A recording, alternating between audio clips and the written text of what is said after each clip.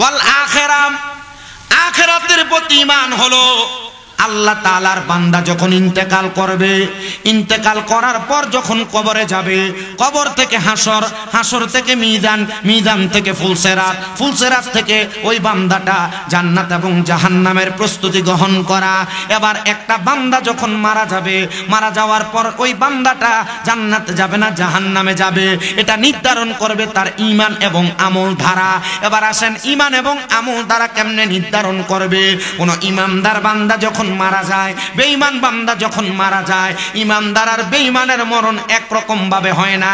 দেখবেন যুগের হাটের কত মানুষ মারা যায়, মারা যাওয়ার সময় বিছানায় প্রস্রাব পায়খানা করে দেয়, মারা যাওয়ার সময় নাকে মুখে দিয়ে রক্ত বের হয়ে যায়, মারা যাওয়ার সময় চোখ উল্টে যায়, মারা যাওয়ার সময় জিহ্বার মধ্যে কামড় দিয়ে মারা যায়। বলে হুজুর কেন এমনে মারা যায় একবার বলেন না। ও বাবা মনে রাখবা, এটা ঈমানদারের মরণ না, এটা বেঈমানের মরণ, এটা বেআমলের মরণ, এটা বেনামাজির মরণ। হুজুর কেমনে গো, কেমনে জানতে চায়? মনে রাখবা, কোন বেঈমান বান্দা যখন মারা যাবে, তার সামনে আজরাইল আসার আগে আমার আল্লাহ তাআলা দুইজন আযাবের ফেরেশতা পাঠাবে। ওই আযাবের ফেরেশতার চোখগুলো হবে নীল রঙের, ওই নীল রঙের চোখওয়ালা ফেরেশতারা যখন কোন বেঈমানের সামনে দাঁড়াবে, সামনে দাঁড়ায়া ওই বান্দার সামনে যখন দাঁড়াবে, ভয়ঙ্কর চেহারাটা দেইখা ওই বান্দা ভয়ে বিছানার মধ্যে প্রস্রাব পায়খানা করে দিবে। হায়রে যুগের হাটের মানুষ, ও যুগের হাটের বাবারা, এবার বান্দার সামনে আজরাইল আলাইহিস সালাতু ওয়াস সালাম ভয়ঙ্কর রূপ নিয়ে হাজির হয়ে যাবে। বান্দা আজরাইলের ভয়ঙ্কর চেহারাটা দেখা বান্দাটা আজরাইলকে বলার চেষ্টা করবে, রে আজরাইল আমি এখনো মরণের জন্য প্রস্তুতি গ্রহণ করতে পারি নাই, ঈমানটারে ঠিক করতে পারি নাই, আমলটাকে মজবুত করতে পারি নাই, 5 ওয়াক্ত নামাজ পড়ি না, রোজা রাখি না, হজ করি না, যাকাত দেই না, মহিলারা পর্দা করি না, এ মা বোনেরা স্বামীর আদেশ মানি না। আমি বলবো গো মা, আজরাইলের সঙ্গে তখন কোনো কথা চলবে না। তখন ওই বেঈমান বেআমল বান্দার জিহ্বাটা আজরাইলের সামনে তার দুই চোয়ালের মাঝখানে কামড় পড়ে যাবে। এই যে জিহ্বায় কামড় দিয়ে মারা যায়, এই মরণটা কিন্তু এই কারণে হয়, আজরাইলের সঙ্গে কথা বলার চেষ্টা করে কিন্তু পারে না। এবার আজরাইলকে তার চোখ দিয়া বোঝানোর চেষ্টা করে, আজরাইলের ভয়ঙ্কর বিকট চেহারা দেইখা ওই বান্দার চোখটা উল্টে, চোখের কালো মণিটা উপরের দিকে চলে যায়, বান্দার সাদা জায়গা দেখা যায়, ওই বান্দা কোনো কথা বলতে পারে না। আজরাইলের থাবা দেয় তার বুকের মধ্যে, বুকের মধ্যে থাবাটা দেওয়ার সাথে সাথে একটা বান্দার কাছে মনে হয় পৃথিবীর বড় বড় পাহাড়গুলা মনে হয় তার বুকে চাপায়া দিতে। হায়রে তখন বান্দার ঘাড়ের রগ গুলা ঠাস ঠাস করে ছিঁড়ে যায়, হাতের রগ গুলা ছিঁড়ে যায়, বান্দার পায়ের রগ গুলা ছিঁড়া যায়। ওই বান্দার রক্ত চলাচল করতে পারে না, কোন রাস্তা না পায়া মুখে দিয়া নাকে দিয়া রক্ত গুলা থর থর করে বের হয়। এত কষ্ট যখন দেহ থেকে রূহটা আলাদা করা হয়, পয়গম্বর ইদ্রিস আলাইহিস সালাতু ওয়াস সালাম বলে ওই বান্দার এত কষ্ট হয়, বান্দার কাছে মনে হয় একটা জীবিত ছাগলকে লটকায়া দিয়া চামড়াটা জীবিত অবস্থায় টাইনা টাইনা ছিঁড়া ফেললে ওই বকরির যত কষ্ট হয়, একটা বেঈমান বেআমল বেনামাজি হারামখোরের এত কষ্ট হয়। ও বাবা, পরের হক মাইরা খাও সাবধান, জমি দখল কইরা খাও সাবধান, মানুষের টাকা মাইরা খাও সাবধান, সুদের টাকা খাও সাবধান, পরের হক খাও সাবধান। এ পর্দার অন্তরালের যুগের হাটের আম্মুজিরা, বেপর্দা বেহায়াপনা করো সাবধান, স্বামী ছাড়া অন্যদের সঙ্গে কথা বলো সাবধান। এ মা বোনেরা, স্বামীর খেদমত করো না, বড় সাবধান। শ্বশুর শাশুড়ির সঙ্গে খারাপ ব্যবহার করতে সাবধান, এমন ভাবে শরীরের চামড়া টাইনা টাইনা চিরা ফেলবে, আব্বুজিরা বড় কষ্ট হবে, বড় কষ্ট হবে। হাইরে যখন তার রূহটা আলাদা করবে, ফেরেশতা হাতের মধ্যে একটা রুমাল নিয়া নাকের মধ্যে এইভাবে চাপ দিয়া ধরবে। রুহুটারে নিয়ে উপরের দিকে যাবে। আসমানের প্রথম আসমানের অসংখ্য ফেরেশতারা ওই বান্দার দিকে থু থু নিক্ষেপ করবে, থু থু। বান্দার দিকে যখন থুতু নিক্ষেপ করবে, আজরাইল জিজ্ঞাসা করবে কেন বান্দার দিকে থুতু নিক্ষেপ করা হয়? বলে বান্দা গুনাহগার, গুনাহ করতে করতে, আমল না করতে করতে তার রুহুটা একটা দুর্গন্ধযুক্ত রুহ হয়ে গেছে। এই জন্য বান্দার দিকে থুতু নিক্ষেপ করি, নাকের মধ্যে কাপড় লাগায় দিছি। বান্দারে যখন নিয়ে যাবে রুহু আজরাইলকে বলবে এত তাড়াতাড়ি কোথায় নিয়ে যাও? যদি তুমি জানতা আমার জন্য কত যন্ত্রণাদায়ক শাস্তি রেডি করা হয়েছে, তাহলে তুমি আমারে এত তাড়াতাড়ি নিয়ে যাইতা না। এ বাবা, এ যুগির হাটের জ্ঞানী গুণী মুসলমানেরা, শুধু বান্দার কবর থেকে আসমান পর্যন্ত নিবে তাই না, বান্দার জন্য আল্লাহ তাআলা শাস্তি নির্ধারণ করছে তাই না। আমরা সবাই জানি কবরে তিন প্রশ্ন, মান রাব্বুকা ওয়া মান দীনুকা ওয়া মান নাবিয়ুকা ওয়া মান হাযার রাসূল, এই প্রশ্ন করা হবে। কিন্তু আপনি কি জানেন ওই কবরের মধ্যে যাওয়ার পর সবাইকে তিনটা প্রশ্ন করবে না? বলে হুজুর কেন? আর যেই ব্যক্তি না যাই না গুনাহ করছে তার প্রশ্ন করে বাঁচানোর চেষ্টা চলবে। কিন্তু আপনি জানেন গুনার কাম এটা, আপনি জানার পর আবার গুনাহ করেন, এটা কুফরি। আপনি গুনার কাজকে গুনাহ যাই না বারবার করে, এটা কুফরি। আপনার এলাকার ভিতরে অনেক সুদখোরে সুদ খায়, এ জানে এটা সুদ খাওয়া গুনার কাম, জানার পর বারবার সে সুদ খায়। বলে হুজুর কারণটা কি? এটা তো জানে তবুও কেন খায়? এর কাছে বড় মজা লাগে। আমরা কুমিল্লাতে আমরার এলাকার এক সুদখোরের কাহিনী শুনলে বড় অবাক হইবেন। এ সুদ খায়, সুদের টাকা লাগায়, বছরে 1,30,000 কইরা। এক লোক তার থেকে 5 লাখ টাকা হাওলাত নিয়ে গেছে। জিজ্ঞাসা করছে 5 লাখের সুদ কত? কয় বছরে 1.5 লাখ। 5 বছর রাখতে 12.5 লাখ টাকা সুদ আসছে। যে বেটা ভুক্তভোগী সুদ নিছে কয় ভাই 5 লাখ টাকাই তো সুদে আসলে এখন 12.5 লাখ দিব কেমনে? জায়গা বিক্রি করে দিছি। বাইরে তুই যদি পারস আমার কাছ থেকে 2.5 লাখ কম নিয়ে 10টা লাখ লয়ে যা, তুই তো ডাবল পাইবি। এক কয় তুই যে আমার সুদের টাকা 2 টাকা কম দিবি, সুদ খানার কারণে আল্লাহ দে কবরে আমারে ফিডাইবো, একটা বাড়িকে আমারে কম কইরা দিব। মানে হ্যাঁ জানে আল্লাহ দে কবরে ফিডবো, তবুও খায় সুদ। আপনারা বলেন আপনাদের এলাকায় যারা সুদ খায় এরা কি জানে না? আসেনি সুদখোর? কম না বেশি? দেখবেন বহু এলাকার ভিতরে সুদখুরটির ধরে নিয়ে মসজিদের সভাপতি বানা। কথা কন না কেন? বহু এলাকায় দেখবেন এই সুদখোর ঘুষখোরে ধরে নিয়ে মসজিদের সেক্রেটারি বানায়। বহু জায়গার ভিতরে দেখবেন এই সুদখোর ঘুষখোরে ধরে এলাকা সর্দার মাতাব্বর বানায়। আর এডি কেমন বেশরম, সুদ খায় ঘুষ খায় সর্দারি করতে যায়।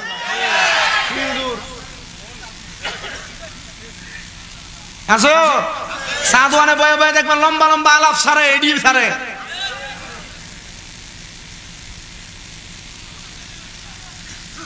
এলাকার ভিতরে সুদের ব্যবসা করে না, এখন ডিজিটাল সুদ। 10-15 লাখ টাকা ব্যাংকে রাখে, নাম দিছে এফডিআর।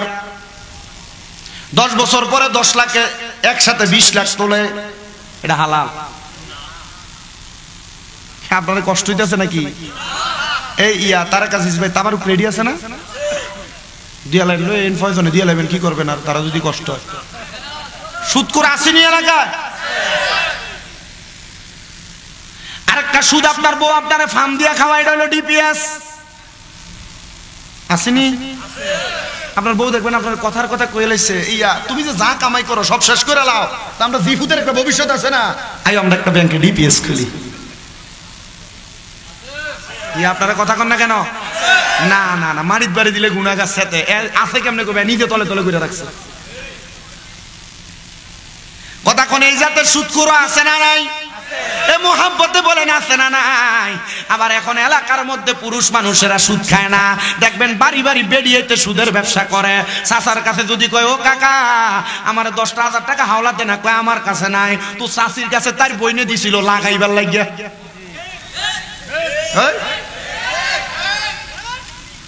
এমন জাতের সুদখোর আছে না নাই? এ মা বোনেরা, এই সুদের টাকা ঘুষের টাকা পরের হকের টাকা দিয়া তুমি যদি বাড়ি বানাও, দামি জামা কাপড় পরো, কবরে আল্লাহ আগুনের পোশাক পরাইবো। সাবধান, সতর্ক, হারাম খায়ও না, সুদের টাকা খায়ও না, এটার কারণে জাহান্নামের আগুনে জ্বলা লাগবে। আপনি আপনার যেই সন্তানকে সুদের টাকা ঘুষের টাকা খাওয়ান, কাল ময়দানে মাশরে আপনি আপনার সন্তানের কাছে একটা নেক আমলের জন্য যাবেন, দিবে না, বলবে চিনি না কে আপনি, বলে আমি না তোর বাপ, তোরে জন্ম দিছি, তোরে খাওয়াইছি, তোরে পড়াইছি, তুই কি আমার একটা নেক আমল দিয়া সহযোগিতা করবি না? সন্তান বলবে জন্ম দিয়েছেন, দায়িত্ব ছিল খাওয়ানো, কোন থেকে আইনা খাওয়াইছেন এটা আমার দেখার বিষয় না। তখন আপনি বাবা সর্বশান্ত হইয়া কবরে ঘুরবেন। এই জন্য আপনার কাছে আবদার, হারাম খাওয়া ত্যাগ করেন, বন্ধ করেন। এ হারাম কোনোদিন আপনারে আরাম দিবে না। আমার যুগের হাটের বন্ধুরা, ওই বেঈমান বান্দার ইন্তেকালের পর বান্দারে কোনো প্রশ্ন করা হবে না, বান্দারে জাহান্নামের আগুনে নিক্ষেপ করা হবে। একদিন দুই দিন না, একটা জাহান্নামী বান্দারে সর্বনিম্ন 3000 বছর জাহান্নামের আগুনে জ্বালাইব। দুনিয়ার একদিন জাহান্নামের একদিনের মতো না, না না, অনেক বড় লম্বা সময়, অনেক লম্বা সময়। আপনারা যখন জাহান্নামের আগুনে ফালানো হবে, 3000 বছর সর্বনিম্ন জ্বালাইব। ওই জাহান্নামের আগুনের রং যখন লাল থাকবে, 1000 বছর ওই লাল রঙের আগুনে ধাউ ধাউ করে জ্বালানো হবে। এবার আগুনের রংকে সাদা ধোঁয়াযুক্ত আগুন বানিয়ে দিব। ওই আগুনের মধ্যে আপনি পুড়তে থাকবেন আরো 1000 বছর। জাহান্নামের আগুনকে কালো ধোঁয়াযুক্ত বানায়া দিয়া 1000 বছর জ্বালানো হবে। ওই আগুনের মধ্যে আপনি আরো 1000 বছর জ্বলবেন। 3000 বছর জ্বলার পর আপনার মাকামে তাকাসসুর নামক একটা জায়গাতে দাঁড় করানো হবে। যদি কোনো চোর ধরা খায়, দেখবেন চোরের যদি 3 বার 4 বার বাড়ি দেয়, চোরের দায় স্বীকার করে। কিন্তু একটা গুনাহগার বেআমল খারাপ ব্যক্তিকে কবরে 3000 বছর জ্বালায়া মাকামে তাকাসসুরের মধ্যে দাঁড় করে বলবে, এ বান্দা কি বলবা বলো। বান্দা তো বলতে পারে আমারে মাফ করে দেন, তখন বলবে না। বান্দা 3 বার বলবে পানি পানি পানি। 3 বার যখন পানি পানি বলে বান্দা শব্দ ব্যবহার করবে, সাহাবায়ে কেরাম বলে নবী গো, ওই বান্দারে কি পানি দেওয়া হবে? আপনার ওই উম্মতকে কি পানি দেওয়া হবে? বলে হ্যাঁ দেওয়া হবে। দুনিয়ার মিনারেল ওয়াটার যেমন, বান্দারে তেমন পানি দিবে না। ওই পানির নাম হাদিস শরীফের ভাষায় তিনাতুল খাবাল। ওই তিনাতুল খাবাল কি জানেন? অন্য জাহান্নামীরা আগুনে পুইরা যে রক্ত আর ফুসগুলা হইছে, ওই রক্ত ফুসকে লোহার একটা গরম পাত্রে গরম কইরা, কয়লা যেমন লাল হইয়া যায়, লোহার গরম পাত্রটা এমন হইয়া যাবে। বান্দার দেওয়া হবে, নেও খাও। বান্দা পানিটা হাতে নিবে, নবী গো পান করবে নি? বলে হ্যাঁ হ্যাঁ পান করবে। ওই পানি যখন সে তার মুখে দিবে, জিহ্বাটা গইলা, পেটের নাড়ি বুড়িগুলা গইলা, পায়খানার রাস্তা দিয়া থর থর করে পড়তে থাকবে। নবীজির মজলিসের মধ্যে 40-70 জন সাহাবীর মধ্যে 40 জন বেহুশ হয়ে গেছে, বাকি 30 জন গড়াগড়ি করে কান্না করে। নবী কেমনে সহ্য করব গো?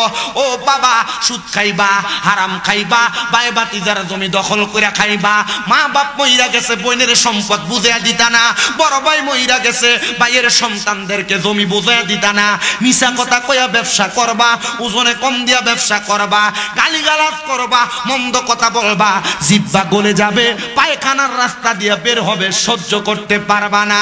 এবার আপনারা বলেন, কবরের কঠিন আযাব থেকে বাঁচার জন্য আমাদেরকে দুনিয়ার যত বদ কাজ আছে, এই বদ কাজগুলা ত্যাগ করার দরকার আছে না নাই?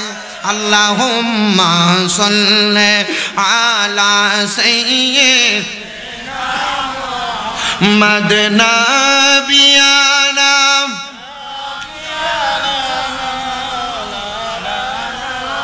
আমরা সবাই হাজির হইলাম দয়াল নবীজির মাহফিলে, হায়রে দয়া করে কবুল করেন মায়ার নবী আমরা রে।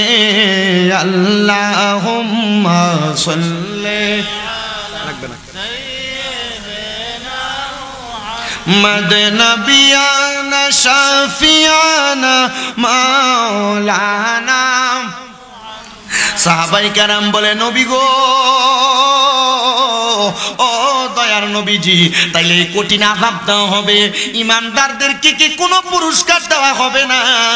আমার নবী আল্লাহ তাআলার কোরআন থেকে বলে জাযাউহুম ইনদা রাব্বিহিম জান্নাতু আদনিন তাজরি মিন তাহতিহাল আনহার। আল্লাহ তাআলা এমন পুরস্কার দিব গো, ওই পুরস্কারের নাম হলো জান্নাতুল আদন। ওই জান্নাতুল আদন দেখতে কত সুন্দর, ওই জান্নাতুল আদন দেখতে কত সুন্দর। আমার আল্লাহ বলে তাজরি মিন তাহতিহাল আনহার, এমন সুন্দর ওই জান্নাতের নিচে দিয়ে একটা নদী প্রবাহিত হবে। ওই নদীর মধ্যে আমার আল্লাহ তাআলা এক রকমের পানি রাখবে না, ওই নদীর মধ্যে 4 প্রকারের পানি রাখবে। ওই নদীটার নাম হলো র আলিফ জিম বা রজব নদী। ওই রজব নদীর মধ্যে যখন ফেলানো হবে, একজন বান্দাকে রজব নদীতে 4 রকমের পানি পান করানো হবে। এক রকমের পানি হলো কাউসারের পানি, যেই পানি পান করলে কিয়ামতের আগ পর্যন্ত বান্দার পিপাসা লাগবে না। 2 নাম্বার একটা পানি আছে, ওই পানিটার নাম হলো সারাবান তাহুরা, পবিত্র পানি।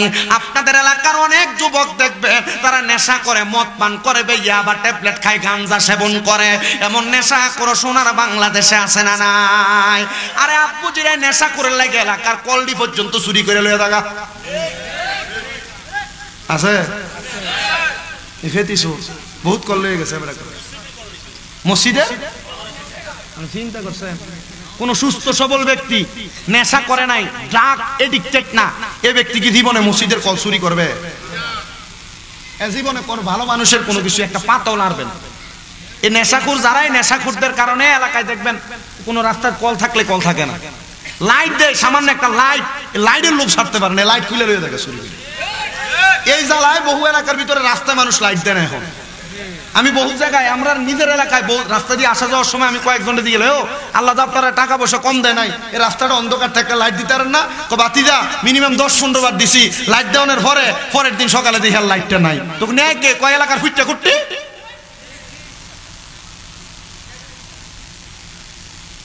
কথা কারণ আমার নেশা করে ড্রাগ এডিক্টেড এগুলো আসে না নাই? সারাবান তাহুরার মতো পবিত্র পানি পান করানো হবে। ওই পবিত্র পানি কারা পান করবে? যারা কখনো নেশা করে নাই। আব্বা সিগারেট খান, খান, বেশি করে খান। বলে হুজুর এটা কি নেশা নাকি, এটা কি হারাম নাকি? আব্বা মনে রাখবেন, নবীজির আরেকটা হাদিস শরীফ পড়ে দেখলাম, নবী কয় যদি দুনিয়াতে জাহান্নামী মানুষ দেখতে চাও তাদের দিকে তাকাও। নবীজি কারা? বলে দুনিয়াতে যাদের মুখে আগুন। আচ্ছা আমি বললাম না আপনারা এখন আগুন তাহে কার মুহে? সব দিদি কয় না, এবার উপরে নি শুধু কথা যায় দিছে। এলাকায় সিগারেট খোর, বিড়ি খোর আসেনি, বহুত বেটারে দেখবেন বাথরুমে বয়ে বয়ে সিগারেট খায়। এরা যদি প্রশ্ন করে 1 লোকমা ভাত খাইবানি, বাথরুমে ভাত কেমনে খায়, তো সিগারেট কেমনে খাও? আমি একটা রেজি গেলাম, আমি ওয়াশরুমে যাবো, এটা আমি একটা রেজি গেলাম, বাথরুম থেকে সিগারেটটা মুহে লই হাতে লই বাড়িতেছে, কি তো এর বাথরুমে বয়ে সিগারেট খান কা? ইয়া কাকা, ইয়া বাথরুমে বয়ে খাইলে বাথরুমটা ক্লিয়ার হয়। এই জাতের সিগারেট করে আসেনি? যুবক ভাইরা যারা সিগারেট খান, আপনার মনে রাখবেন, আপনি যদি বিবাহ করেন আপনার বউ পরকীয়া করবে। কারণ কি? কারণ আপনি সিগারেট খেয়ে আপনার মুখে দুর্গন্ধ নিয়ে আপনার বউয়ের কাছে যাবেন, আপনার বউ লাঠি দিয়ে আপনার ঘাটের থেকে ফালাই দেয় না, আপনার সৌভাগ্য। তোনার এই বেডির এই জামাইরে আর ভাল লাগে না, লগের বাড়ির দেবরটারে ভাল লাগে। কারণ তোর মুখে গন্ধ, তোর বউ তো এখন অন্য পুরুষের দিকে খেয়াল রাখবে। আপনার কি কষ্ট হইতেছে? কথা মিস হইলে আপনারা কইেন, এগুলা জাস্টিফাই করা কথা। বহু জায়গার ভিতরে এমন অবস্থা চলতেছে। আল্লাহ আপনারে বোঝার তৌফিক দান করুন, কোন আমিন। তাহলে নেশাখোররা জান্নাতের সারাবান তাহুরা পান করতে পারবে। এবার আসেন জান্নাতের ওই নদীর মধ্যে 4 প্রকারের পানি, 2টা বললাম। 1 নাম্বার ইন্না আতাইনা কাল কাউসারের পানি, 2 নাম্বার সারাবান তাহুরা, 3 নাম্বার হলো জান্নাতের লাবান দুধ। মারহাবা কোন? ও মায়ার নবী, জান্নাতের লাবান দুধ কারা পান করবে? নবী আমার বলে জান্নাতের দুধ তারা পান করবে যারা কোনোদিন পরের হক মাইরা খায় নাই। আব্বা ক্ষেতের লাই লাগে আসিল 2 হাত ডেঙ্গারি চলতো, এখন এটা হাতের বান আড়ানো যায় না। ক্ষেতের গালা কাঁচাইতে কাঁচাইতে ক্ষেতের লাইল ছোট বানাইছো যারা, নিজের জমি অল্প একটু এটার খুঁড়ে লাইরা দিছো যারা, মনে রাখবা যদি পরের হক খাও। অনেক ভাইয়েরা আছেন মা বাবা মারা গেছে, আপনার বোন আছে কিন্তু বোনের নির্দিষ্ট পরিমাণ সম্পদ বুঝিয়ে দেয় না, আসেনি?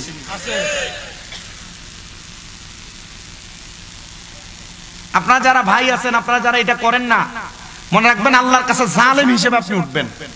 আপনার দায়িত্ব বোনের সম্পদ বুঝিয়ে দেওয়া। আবার বাংলাদেশের একটা নিয়ম, কোন বোন যদি ভাইয়ের কাছ থেকে বাপের দিনে হক আনে, এ বোন পরের বার আর বাপের ভাই তাইলে আর দাম পায় না। কি লেগে? তাই তো তাই হক লয়ে গেছে, তাই কি আমার কাছে হক আছে? অবশ্যই হক আছে। আপনি ভাই হিসেবে তার হক আছে। মনে রাখবেন কোন ভাই যদি তার বোনের সাথে আত্মীয়তার সম্পর্ক ছিন্ন করে, ভাই বলে পরিচয় না দেয় এবং বোনের উপর ভাইয়ের যে দায়িত্ব, এই দায়িত্ব পালন না করে, এ ভাই অভাবে পড়বে অতি সত্বর। একটা ভাই তার কামাই রুজিতে বরকত উন্নতি ততক্ষণ থাকে, এ ভাই যদি তার বোনের দিকে নজর করে এবং বোনকে দেখে শোনা রাখে। আমি বানায় বলতেছি, আপনার মনে হয় তিরমিজি শরীফের সরাসরি ভাই বোনের হকের হাদিসের অধ্যায় লেখা। আল্লাহর কোরআন রাসূলের পাকের হাদিস এত নরমাল না।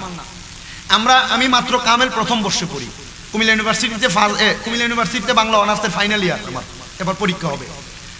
আমি যতটুক পর্যন্ত হাদিস শরীফ এই পর্যন্ত যা পড়ছি এবং এখন যা পড়তেছি, আমার মনে হইতেছে যে আমি আগে কিছুই পড়ি নাই, এখন আরো বেশি পড়তেছি।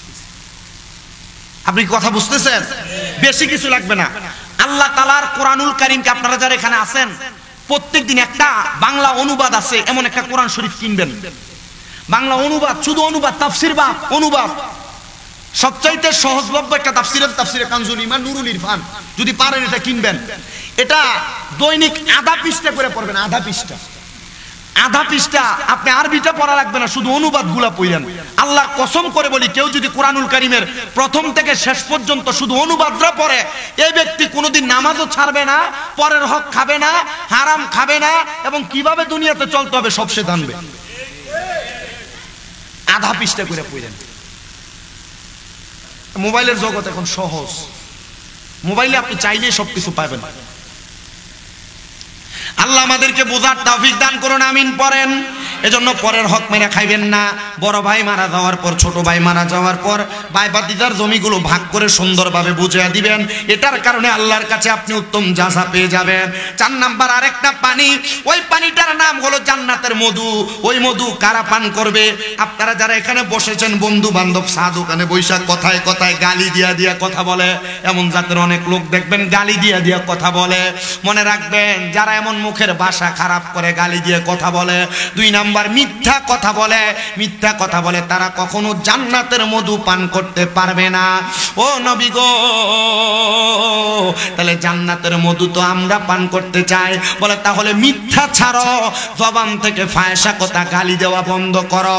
কিন্তু আমাদের সমাজ এমন, ফায়সা কথা গালি দেওয়া, গীবত করা, চা দোকানের মধ্যে বৈশা একজনের বিরোধিতা করা, একজন আরেকজনের নামে গীবত করে, এটা অহরহ চলতেছে। আর সোনার বাংলাদেশে সবচাইতে গীবত যেই জায়গাটায় হয় সেটা হলো চায়ের দোকান। আব্বুজির এগুলা ত্যাগ করার চেষ্টা করবেন। মনে রাখবেন, এই গীবতের কারণে আল্লাহ তাআলার কাছে আপনি কঠিন আসামি হয়ে যাবেন। আল গীবাতু আশাদ্দু মিনাল কতল, গীবত হতো কতলের চাইতে বড় গুনাহ। আপনি একটা মানুষকে জবাই করে খুন করে দিলে যে গুনাহ হবে, একজনের নামে একটা গীবত করলে, একজনের পেছনে কথা বললে সেই গুনাহ আপনার আমলনামায় হবে। এগুলা থেকে সাবধান, সতর্ক থাকার চেষ্টা করবেন। গীবত করবেন না, কখনো গীবত করবেন না, গীবত থেকে দূরে রাখবেন। গান বাজনা এমন বাজে কাজগুলা করবেন না, এগুলা কান দিয়া শুনবেন না। বলো হুজুর আমি তো গীবত করি না, কিন্তু চা দোকানে গেলেই দেখি উমকে গীবত করে। গীবত করে না কিন্তু বইয়া বইয়া শোনে আর সুকা লাগায়, এক জাতের লোক আছে না? গীবত করে না কিন্তু গীবত শুনতে পছন্দ করে।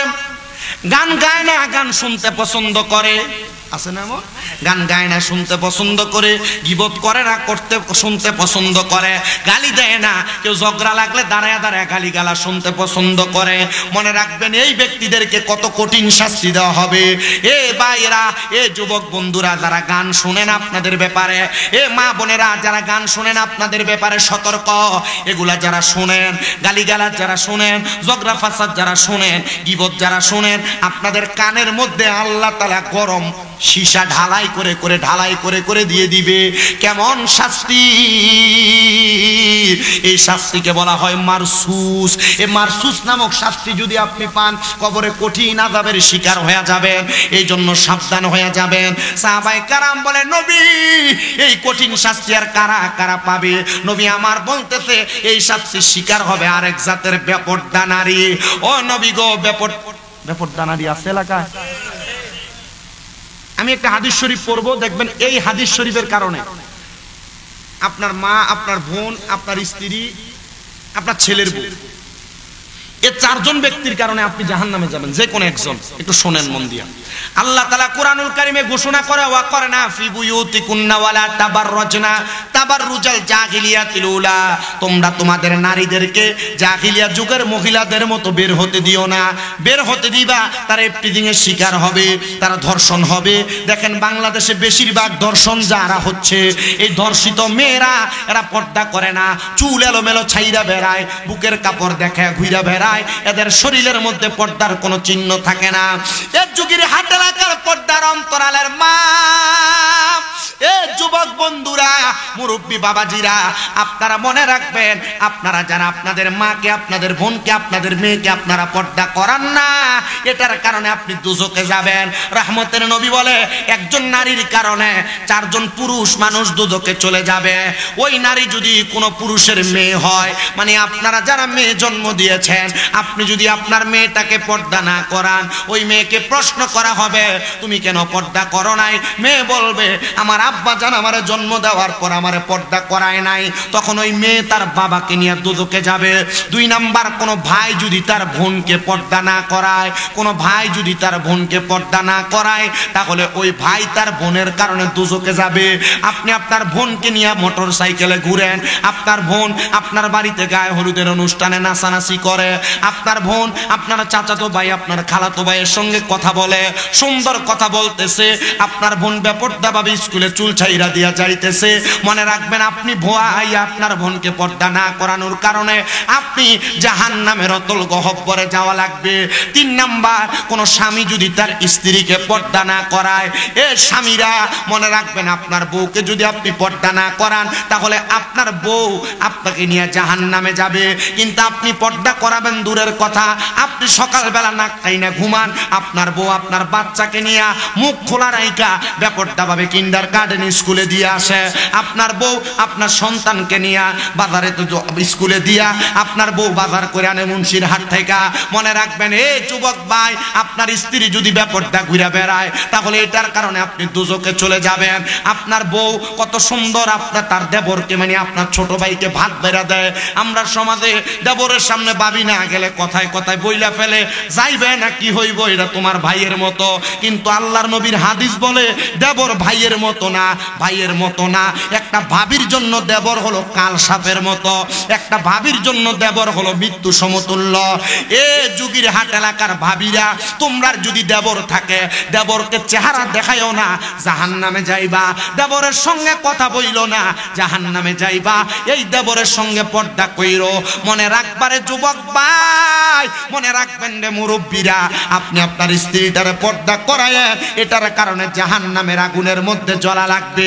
যদি পর্দা না করান, দুজকের আগুনে জ্বলা লাগবে, জ্বলা লাগবে, জ্বলা লাগবে। এবার আসেন 4 নাম্বার, আপনারা যারা মায়ের সন্তান, আমিও মায়ের সন্তান, আপনারা যদি আপনাদের মাকে পর্দা না করান, আপনার মা অটোমেটিকলি এমনি ঘুরে বেড়ায়, আর বৃদ্ধ হয়ে গেছে, পর্দা করে না। মনে রাখবেন, বৃদ্ধ যদি হয়ে যায়, কোনো মা যদি পর্দা না করে, আপনি সন্তান যদি পর্দা না করান, তাহলে ওই মায়ের কারণে আপনি সন্তান দুজকে যাবেন। তাইলে 4 প্রকারের ব্যক্তি, 4 জন নারীর কারণে দুজকে যাবে। বাপ মেয়ের কারণে, ভাই বোনের কারণে, স্বামী স্ত্রীর কারণে, এবং সন্তান মায়ের কারণে। আপনাদের কাছে করজোরে আবদার, আপনারা আপনাদের মাকে, বোনকে, স্ত্রীকে পর্দা করার দরকার আছে না নাই? করাইবেননি? কেমনে পর্দা করবেন, কেমনে? আপনি তো বেপর্দা যেমনে হয় এই সিস্টেম করে দেন। বাড়ির ভিতরে গায়ে হলুদ হয়, কত সুন্দর গায়ে হলুদের অনুষ্ঠান, মায়া বইয়া থাকে, ভাই চাচতো ভাই, জ্যাঠতো ভাই, খালতো ভাই, খালতো বই না, ইয়া হলদি লাগায়, হলুদ কথা কয় না। যদি হলুদের অনুষ্ঠান না করে, এই মুরব্বী কয়, কি তা বিয়া লাগাইছ, মারামারি মারামারি লাগে, কি আপনি ঠিক কইলেও ঠিক, না কইলেও ঠিক। গান হুজুর অনুষ্ঠান করেননি বিয়াত? হ্যাঁ, তে মাতালারে করে না। তুই আরো আগে যাও, গান তোমার মোবাইল তুমি চলে, শতান হলা কোনানকা। এখন একটু বন্ধ হয়েছে নি? আপনার সিস্টেম আছে, আপনারা দাওয়াতে যাবেন না, এরা দাওয়াত দিবে না, এদের দাওয়াতে যাওয়ার দরকার নেই। হ্যাঁ, চিন্তা করে হুজুর সমাজ রক্ষা করতাম, যে সমাজ রক্ষা আপনার জাহান্নামে যাওয়ার কারণ হবে, এই সমাজ আপনি রক্ষা করার দরকার নাই মিয়া। এটি ঠিক কয়, আবার গান বাজনার ভিতরে গায়ে হলুদের পরে যে বিরিয়ানি খাবা, এটা খাওয়ানোর লেগে শেষ রাত পর্যন্ত বয়ে দেয়। এটাও ঠিক, এটাও ঠিক। মনে রাখবেন আরেক কথা আছে, এই যে বিয়ের ভিতরে গায়ে হলুদ হয়, গান ফাজ নয়, আমরার মধ্যে দেখবেন পাঞ্জাবি লাগে, হুজুরে এই বিয়ে পড়ায়, আবার হুজুরে আবার বিয়ের পরে দোয়া করে, আল্লাহ এই বিয়ের মাধ্যমে তারা যে সন্তান হবে একটা নেক সন্তান দেন। তো আপনি হারাম ডিজে ফাটির কনসার্ট গান বাজনা করে বিয়ে করাইছেন, এই বিয়ের ভিতরে নেক সন্তান নেবো, এই ফুতে বড় হইয়া তার মারে আর বাপরে কি লাইব? আপনি হারাম কাজ দিয়ে বিয়ে শুরু করলে এই বিয়ে থেকে নেক সন্তান হইব? বেশি কঠোর হয়ে যাবে। তাইলে বিয়ের ভিতরে গান বাজনা চলবে। আপনি মনে রাখবেন, মনে করেন আপনার এই হুজুরকে আপনি কষ্ট নেবেননি কোনো, এই হুজুরকে দিয়ে বোঝায়, এই হুজুরের বাড়িতে বিয়া, হুজুরের বাড়িতে গান বাজনার আয়োজন করছে হুজুরের ছেলেরা, আয়োজককে ছেলেরা। এই গান বাজনার আয়োজনে আইসা যারা যারা গান শুনবে, নাচবে এবং বেপরদা যে মহিলা হবে, তারা এগুলা কইরা যে গুনাহ হবে, এই গুনার কাজের আয়োজন যারা কইরা দিছে, সেম সমান গুনার অপরাধী তারা হবে। আপনি মনে করেন আমি নাচলাম, আমি নাচছি, আমি গুনাহগার হইলাম, কিন্তু আমার এই নাচার জন্য যে আগ্রহ তৈরি করে দিছে এই ব্যক্তি, আমার যা গুণ হইব তার অটোমেটিক এমনি গুণ হইব। আপনার এলাকায় গান বাজনা যে হয়, যারা গান বাজনা করে এরা কি আপনি মনে করেন এমনি হইব? আমার এক স্পিকার ওলা, এই দোয়ান স্পিকার দোয়ান ওলা প্রশ্ন করছে, তো আমরা থেকে নিয়ে দেরি করে সামনে হমান অপরাধী হবে, আমি তো ভাড়া দিই, আমি আপনি এই গুনার কাজে আপনি সহযোগিতা করেন। চিন্তা করবো মা হুজুর এটা কি স্যার, এটা না থাকলে তো হয়তো না, হ্যাঁ এটা না থাকলে হয়তো না, এটা দরকার, ওয়াজ মাহফিলে চলে না, এটা লাগে, কিন্তু গান বাজনার ভিতরে দিয়ে আপনি সহযোগিতা করছেন না, আপনি সমান গুনাহগার। এবার আসেন, মনে রাখবেন, আপনারা যদি আপনাদের আত্মীয় স্বজন মহিলাদেরকে পর্দায় না ঢুকায় দিয়ে যান, একজন বাবা যদি তার মেয়েকে পর্দাশীল না বানায়া যায়, তাহলে তার মেয়ের কারণে সে কবরে গেলে দুজকের আগুনে কেমনে জ্বলবে। আল্লাহ তাআলার খাস একজন বান্দা, জিনার বাড়ি হলো খোরাসান এলাকার মধ্যে, ওনার জীবনী পড়তে যে আমি পাইলাম, উনি খোরাসান থেকে অনেক দেশে সফর করেছে। উনি বলেন, আমি একদিন রাত্রবেলা সজাগ অবস্থায় আমার সারা রাত্র কাটাইলাম। আমার স্বভাব ছিল আমি ফজরের নামাজ পড়ে, 2 রাকাত নামাজ আছে, ফজরের পরে সূর্য উঠলে 2 রাকাত নামাজ পড়ে, এটা কি নামাজ কয়?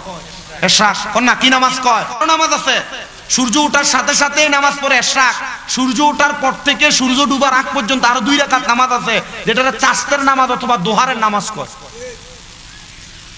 মাগরিবের নামাজ আদায় কইরা 6 রাকাত নামাজ আছে, যে নামাজটারে কয় আওয়াবিনের সালাত।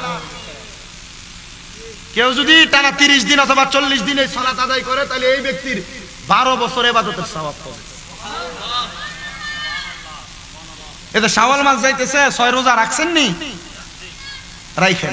এই 6 রোজা যারা রাখবে তাদের আমল নাই পুরো 1 বছর রোজা রাখার সওয়াব হবে।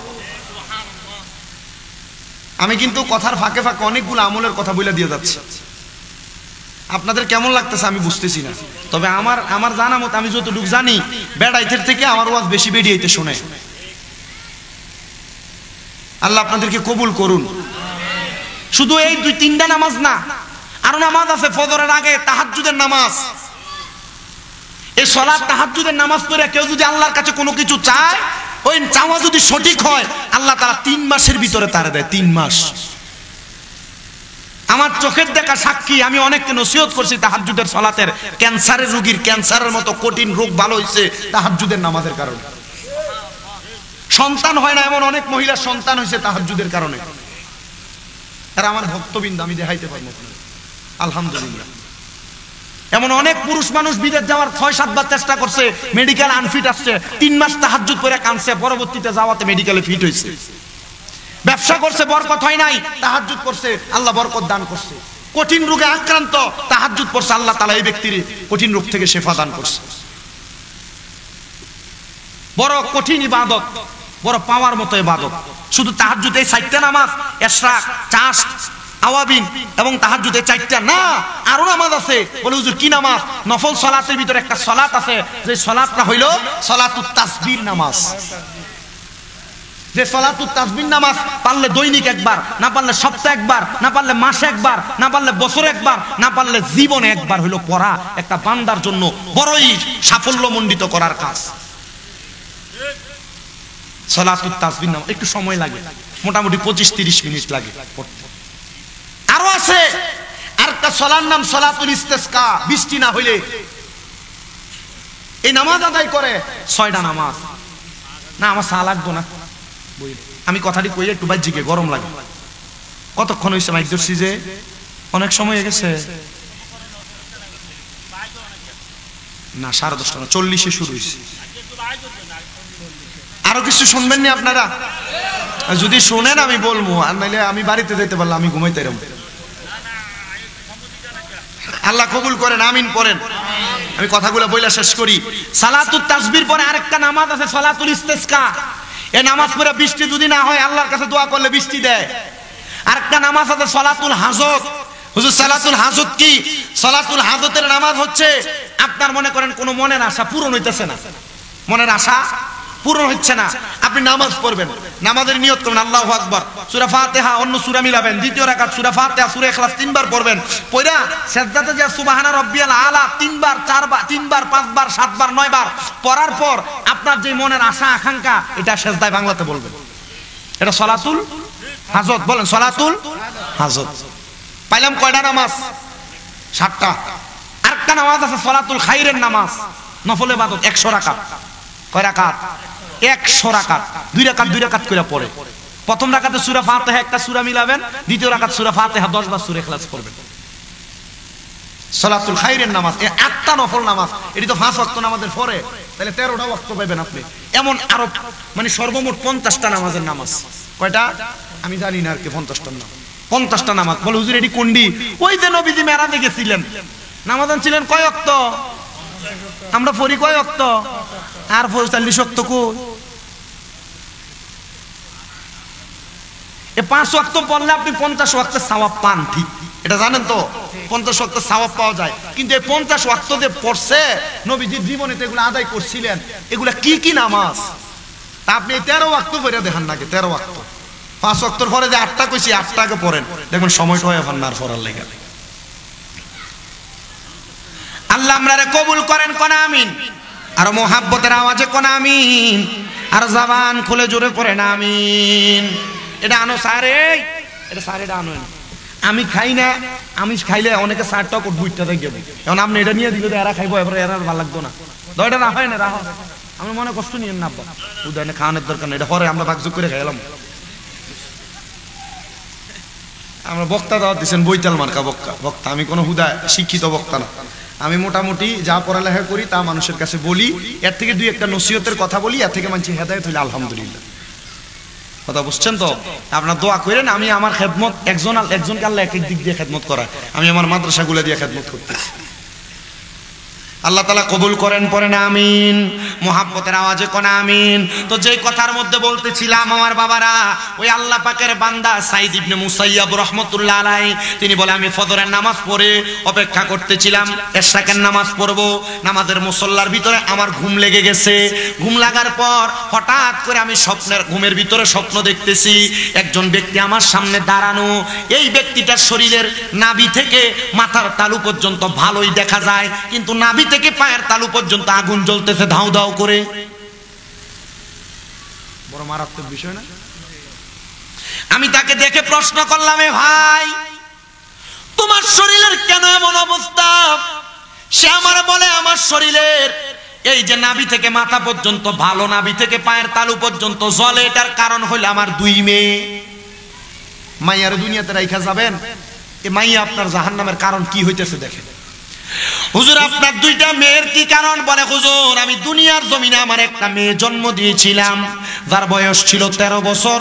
তাকে আমি কোরআন সুন্নাহ মোতাবেক চালাইছিলাম, সে সুন্দরভাবে চলছে, আর এই ব্যক্তি এখনো আমল করে। আল্লাহ তাআলা এই মেয়ের কারণে আমার অর্ধেক শরীর নাজাত দিয়া রাখছে। কিন্তু আমি যখন দুনিয়াতে ইন্তেকাল করি, আমার একটা মেয়ের বয়স ছিল, আমার একটা মেয়ে তার মায়ের গর্ভে ছিল 5 মাসের। আমি ইন্তেকাল করার 6 মাস পরে, আমি ইন্তেকাল করার 5 মাস পরে ওই মেয়েটা দুনিয়াতে আগমন করেছে। আগমন করার পর আমার স্ত্রী এবং আমার বড় মেয়েটা ওই মেয়েটাকে আল্লাহওয়ালা কোরআনওয়ালা বানাইতে পারে নাই। ওই মেয়েটা দুনিয়ার ভাব ভঙ্গিমার সাথে চইলা বেপরদা হয়ে গেছে, বেহায়াপনা করছে, মানুষের মাঝে চলাচল করছে। এবার এই মেয়েটা বেপরদা হওয়ার কারণে আমার এই কবরের মধ্যে আমার অর্ধেক শরীর আগুনে জ্বলতেছে। এর যুগের হাট এলাকার পর্দার অন্তরালের আমার মা বোনেরা, তোমরা যারা বেপরদা চলো, পরপুরুষের সামনে চেহারা দেখে দেখে হাঁটো, আবার এইটা বেপরদা না, এখন আমাদের সমাজে বুরকার মাধ্যমে বেপরদা চলে। হুজুর কেমনে? আরে বুরকা পরব মায়েরা, এই কারণে তাদের শরীরের কোনো কিছু বোঝা যাবে না, দেখা যাবে না। আর এখন বুরকা পরে এতটাই, এটা উলঙ্গ থাকলে যা দেখা যাইতো, বুরকা পরলে তার শরীরের সব দেখা যায়, এমন জাতের মহিলাও বাংলা সমাজে আছে না? না, আপনার কাছে এটা বোরকা মনে হয়? এটা বেহায়াপনার মূল মাধ্যম। মা বোনেরা যারা ছোট ছোট জামা কাপড় পরেন, এটার কারণে আপনারা দুজকে জ্বলবেন, আপনাদের বাবা আপনাদের ভাইয়েরা দুজকে জ্বলবে। মা বোনেরা যারা কাপড় পরেন, আপনাদের পেটের অর্ধেক অংশ দেখা যায়, এটার কারণে দুজকে জ্বলা লাগবে। তো সাবধান, সতর্ক, এটার কারণে আপনারা দুজকে যেহেতু জ্বলবেন, এই কর্মগুলা ত্যাগ করা দরকার। সাইদ ইবনে মুসাইয়াব বলে, আমি আবার হাঁটতে হাঁটতে তালাশ করলাম কোন ব্যক্তি স্ত্রীর গর্ভে সন্তান রাইখা মারা গেছে। অনেকক্ষণ পরে আমি খুঁজে পাইলাম অমুক ব্যক্তির ঘর। আমি তাদের দরজার সামনে যা দাঁড়ায়া সালাম দিলাম, আসসালামু আলাইকুম ওয়া রাহমাতুল্লাহ। ঘরে থেকে আমারে কোনো সালামের জবাব দেয় না। আবার সালাম দিলাম, আসসালামু আলাইকুম ওয়া রাহমাতুল্লাহ, আমার কোনো সালামের জবাব দেয় না। আবার সালাম দিলাম, আসসালামু আলাইকুম ওয়া রাহমাতুল্লাহ, সালামের জবাব তো দিলই না। একটা বালতির মধ্যে কইরা, পানির পাত্রের মধ্যে কইরা, একটা মেয়ে এলোমেলো চুলওয়ালা আমার সামনে আইসা কিছু ময়লা পানি আমার গায়ে ফিক্কা মেলা মারছে। আমার গায়ে পানিগুলা মারার পর আমি চিন্তা করলাম কত দুষ্ট একটা মেয়ে, আমি ঘর থেকে চলে যাব। এমন টাইমে পেছন থেকে একটা মেয়ে আমার ওয়া আলাইকুমুস সালাম বলে জবাব দিয়েছে। আমি রাগান্বিত হইয়া তার দিকে তাকাইলাম না। আমি 3 বার সালাম দিয়েছি, সে আমারে 3 বার জবাব দিলে তার দিকে ফিরবো। আমারে 2য়-বার জবাব দিয়েছে, আমি তার দিকে তাকাইলাম না। 3য়-বার জবাব দিয়েছে, তার দিকে তাকাইলাম না।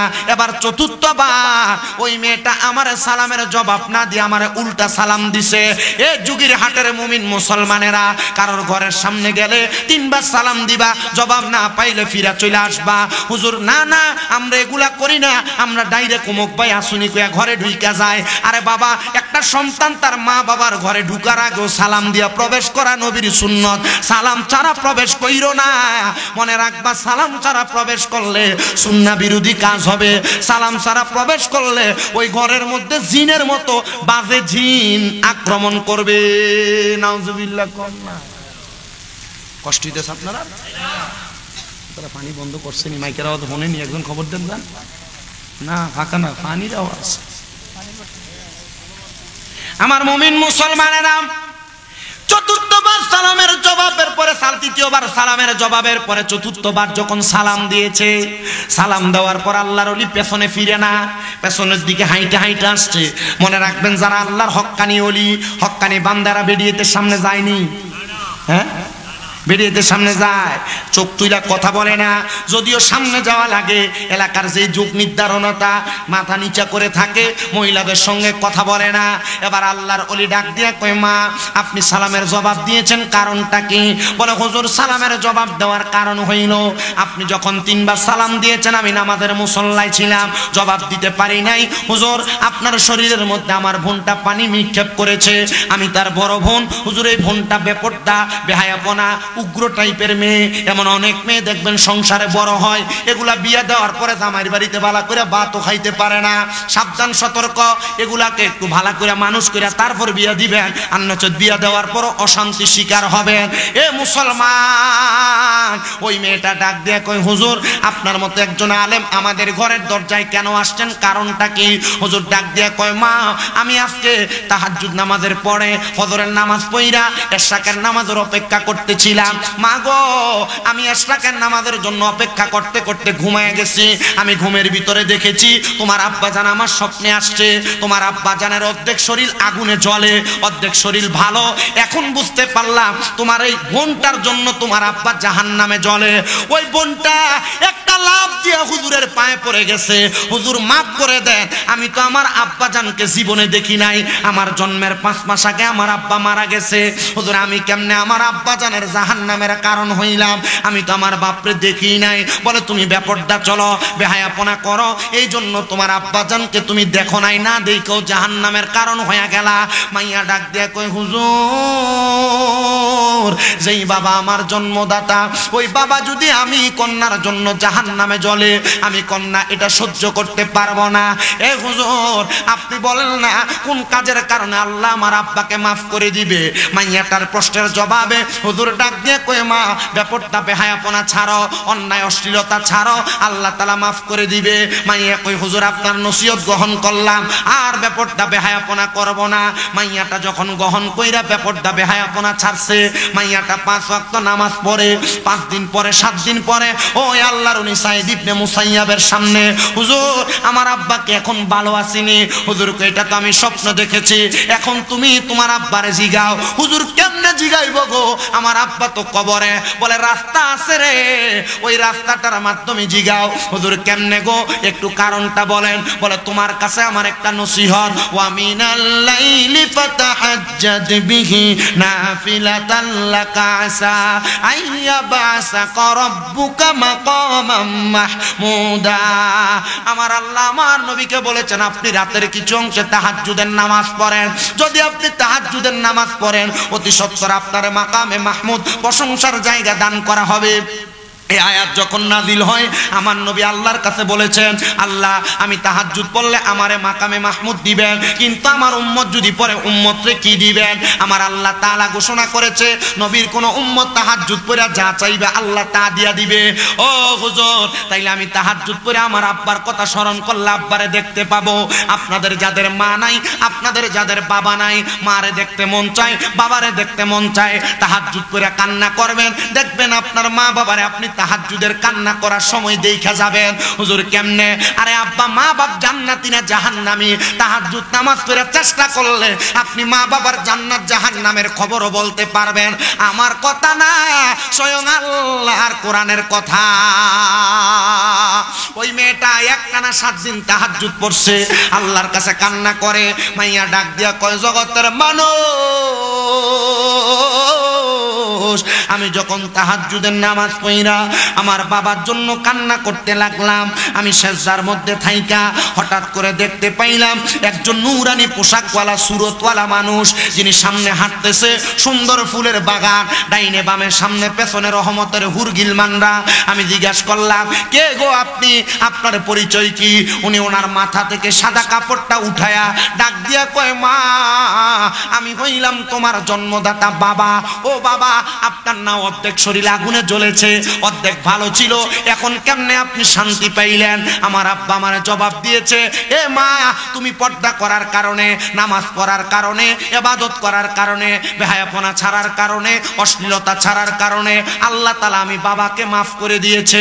ভাইয়েরা আমার, বন্ধুরা আমার, আপনার কারণে আপনার বাবা মার কবরে যেন আযাব না যায়। ওই যে বলেছি মুমিনেরা জান্নাতে যাবে, কেমনে যাবে? আল্লাহ তাআলা বলেন, রাদিয়াল্লাহু আনহুম ওয়া রাদু আন, আমি আল্লাহ যারার প্রতি খুশি এবং যারা আমি আল্লাহর প্রতি সন্তুষ্ট তারাই জান্নাতে যাবে।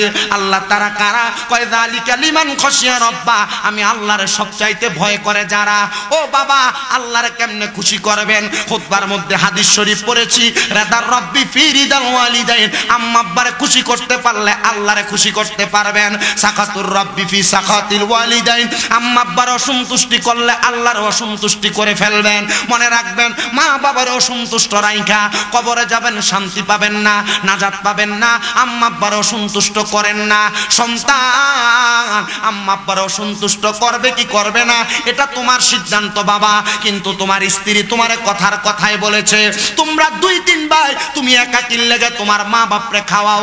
এই কথা শুই না মা বাপরে অনেক ফুতেরা জুদা করে দেয়। মা বাপ এক সপ্তাহ এই ভাইয়ের ঘরে, আর এক সপ্তাহ ওই ভাইয়ের ঘরে ভাত খায়, সকালে এই ভাইয়ের ঘরে, দুপুরে এই ভাইয়ের ঘরে ভাত খায়। আবদার করিলে সন্তানের দলেরা কেউ যদি মা বাপরে জুদা করে থাকো, আলাদা করে থাকো, ধমক দিয়ে থাকো, খারাপ ব্যবহার করে থাকো, দে তোর পাও আমার সামনে দে, আমি আমার জিহ্বা দিয়ে তোর পাও পরিষ্কার করে দিব। শুধু ওয়াদা করবি এখান থেকে বাড়িতে যাইয়া মা বাবার পা ধরে মাপ চাইবি। আম্মা আব্বার পায়ে ধরলে তোমার দাম কমবে না, সম্মান কমবে না, গুনাহ হবে না। আম্মা আব্বার পায়ে ধরলে আল্লাহ তাআলা তোমার দাম বাড়ায়া দিবে, সম্মান বাড়ায়া দিবে, ইজ্জত বাড়ায়া দিবে। কিন্তু বর্তমান সমাজের সন্তানেরা মা বাবার পা ছুঁয়ে সালামি করে না। এই যে ঈদগাহে পা ছুঁয়ে সালাম করে নাই, মৌলবীরা ফতোয়া দিয়া দিতে পা ছুঁয়ে সালাম করা বেদাত। আর এই বেদাত করতে করতে তোমার ইবাদত থেকে দূরে সরায়া রাখতেছে। আরে পা ছুঁয়ে সালাম করা না, মাঝে মাঝে সুযোগ পাইলে আম্মা আব্বার পায়ের মধ্যে চুম্বন করবা, সাহাবায়ে কেরামের সুন্নত আদায় হবে। জোরে সুরে বলি সুবহানাল্লাহ। আমি জানি না কোনোদিন মা বাবার পায়ে চুমা দিছেন কিনা। আমি বলবো আমি যে সম্মান পাই, এই যে মাহফিলের পোস্টারে প্রধান আলোচক লেখছেন, এই যোগ্যতা তো আমার নাই। তবে আমি একটা বলতে পারি, মাত্র আমার মা বাবার কদমে চুমা দেওয়ার কারণে আল্লাহ আমার এই সম্মানের আসনে বসাইছেন। মা বাবাকে ইজ্জত করার কারণে আল্লাহ এই আসনে বসাইছেন। ও সন্তান, আম্মা আব্বার পায়ে চুমা দিবা, সালাম করবা। আজকের যুগের হাটের এই মাহফিল কবুল হবে কিনা আমি জানি না, তবে একটা কথা গ্যারান্টি দিয়া বলতে পারি, আগামীকালকে যদি দেখো এই যুগের হাটের কোনো দোকানে বৈশা কোনো মুরব্বী বলে, হ্যাঁ শামীম রেজার ওয়াজ শুই না, আমার ফুতে রাত্রবেলা বাড়িতে যে আমার পায়ে ধরে মাপ চাইছে, মনে করবা মাহফিল কবুল হয়ে গেছে। কোনো মহিলা যদি বলে, হ্যাঁ এই ওয়াজ শুই না, আমার সন্তান বাড়িতে এসে আমার পায়ে ধরে মাপ চাইছে, মনে করবা মাহফিল কবুল হয়ে গেছে। হুজুর কেন? কারণ মা বাপ মাফ করে দিলে আল্লাহ মাফ করে দেয়, মা বাপ মাফ না করলে আল্লাহও মাফ করেন না। সন্তানের দল, ও সন্তানের দল, আম্মা আব্বার পায়ে ধরে মাপ চাইবা। আমি জানি না মাপ চাইবা কি চাইবা না, তবে আবদার করবো মা বাবার কাছে মাপ চাইবা। কিন্তু অনেক সন্তান চিন্তা করে, হুজুর যাদের বাড়িতে বাবা আছে তারা বাড়িতে যাইয়া বাবার পায়ে ধরে মাপ চাইবো, আমার তো আব্বা নাই, আমি কার পায়ে ধরে মাপ চাইবো?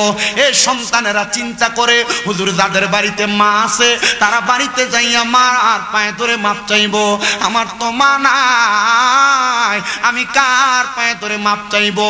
এ সন্তান, মা বাবা কবরে মাপ চাওয়ার মতো কাউরে তুমি খুঁজা পাও না। ওই মা বাপ তোমারে বড় কষ্ট করে মানুষ করছে, বড় কষ্ট করে তোমার লালন পালন করছে। আগে এক বেলা ভাত না খাইলে মা বারবার কইতো, কিরে পেটটা দি পিঠের লগে লাইগা রইছে, ভাত খাস না কেন ফুত, তোর পেটটা তো পিঠের সাথে লাগছে, সন্তান অসুস্থ হইয়া যাবি। এখন এক বেলা ভাত না খাইলে, 2 বেলা ভাত না খাইলে কেউ একবার জিগায় না ফুত খানা দি খাও না। হাই রে, এমন মায়ের মতো আপন কেউ নাই, কেউ নাই। এই যে রোজার ঈদ চলে গেল, কত মানুষের জন্য জামা কাপড় কিনলা, আব্বাটা যে কবরে, আব্বাটার লেগে যে একটা লুঙ্গি কিনতে পারলা না।